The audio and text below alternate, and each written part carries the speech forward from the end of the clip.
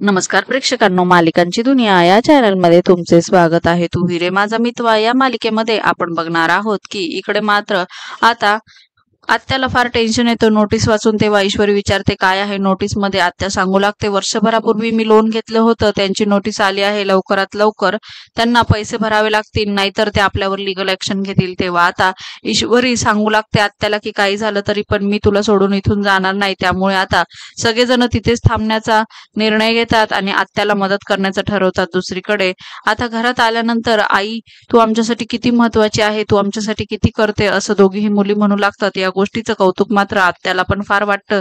तेव्हा लगेचच आता त्यांची आई म्हणते बरोबर आहे, मी खरंच खूप भाग्यवान आहे कारण मी तुमच्या दोघींची आई आहे.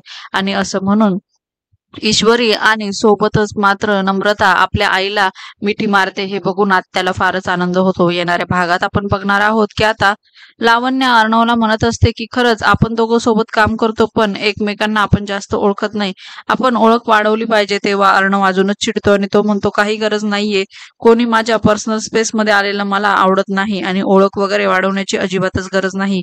दुसरीकडे अंजली मात्र ईश्वरीला भेटायला येते आणि ती ईश्वरीला डायरेक्ट विचारते की तू मला खरंच सांग, तुझं अर्णववर प्रेम वगैरे तर नाही ना. आणि असे प्रश्न आता ईश्वरीला विचारल्यावर ईश्वरीला काय उत्तर द्यावं हेच कळत नाही आणि ती अंजलीकडे फक्त आश्चर्याने बघतच राहते. मालिकेच्या अशाच नवनवीन भागांसाठी आपल्या चॅनलला नक्की लाईक करा, शेअर करा, सबस्क्राईब